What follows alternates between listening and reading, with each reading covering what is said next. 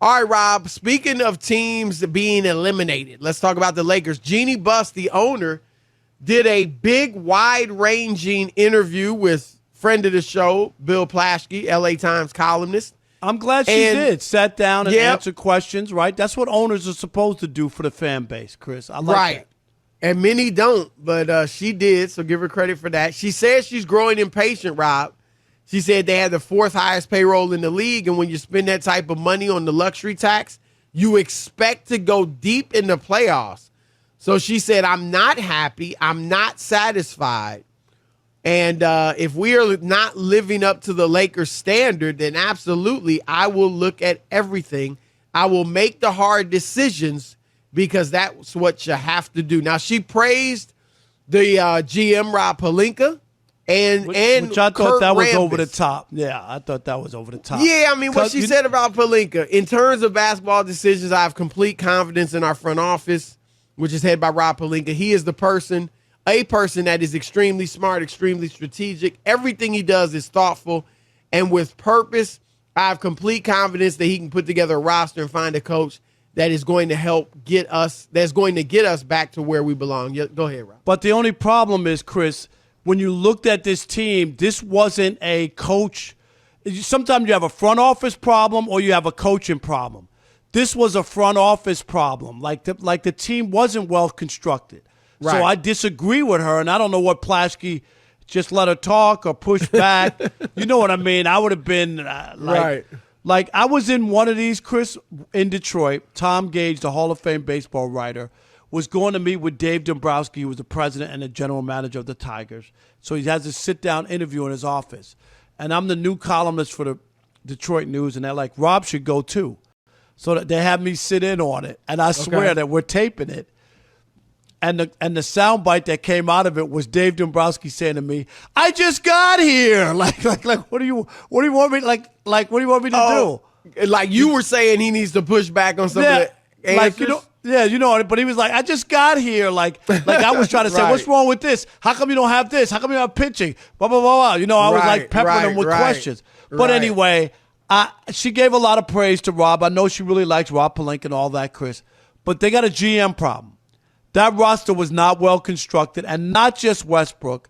Too top-heavy, not enough, Chris, to fill out the roster. You got a lot of guys making $1 million or whatever the league minimum is. Right.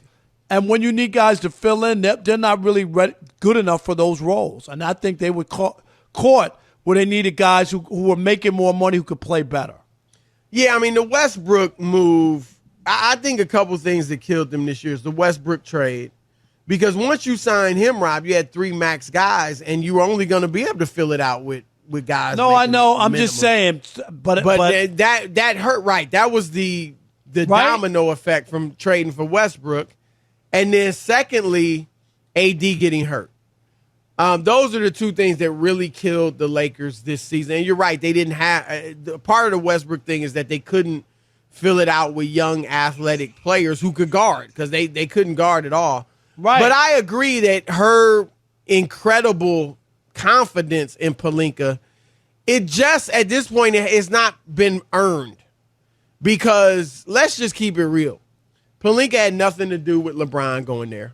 Thank you. Let's call it like Rich it is. Paul, right. They got AD. Let's keep it real. If everybody wants to blame LeBron for the Westbrook deal, then blame him also for AD. That wasn't Rob Pelinka getting him to the Lakers. All right. So the reason and heck, some of the role players, KCP, Kentavious Caldwell-Pope, a clutch client. He was there, but Rich Paul, remember that deal that was ridiculous, $18 million for KCP? Right. But that was Rich Paul. So Pelinka didn't build that championship team. He built that team last year. And if you want to blame LeBron for Westbrook, fine. But this extreme confidence is just not founded. It's not warranted. It's not warranted. And I get you, if you got the guy as your GM, you believe in him, but we'll see if he can deliver. And then Kurt Rambis, Rob, she talked about him, how much she, has confidence in him as well. She admires his basketball knowledge. He's a guy that's been in the NBA for 40 years. Right, look, Kurt Rambis, Rob, coached in the league, and guess what his winning percentage was as a coach? Under 40%. How about under 30%? Wow. Now, see, now you got me. 28.4% with the Lakers, with the Timberwolves, and with the Knicks. And, Rob, the thing that came out of this story is that the Lakers, and I knew it, I've talked to people about it, but they are the greatest franchise in NBA history. They're better than Boston. Wouldn't you agree? Like, Boston won all their championships in the most of them in the 60s. When there were 10 teams in the league. Let's just call it like it is. Absolutely. Since in modern basketball, the Lakers have been dominant, by far the best franchise ever. And they are run like a mom and pop store. Because Rob Pelinka was hired because he was Kobe Bryant's agent, and they love Kobe, and as they should.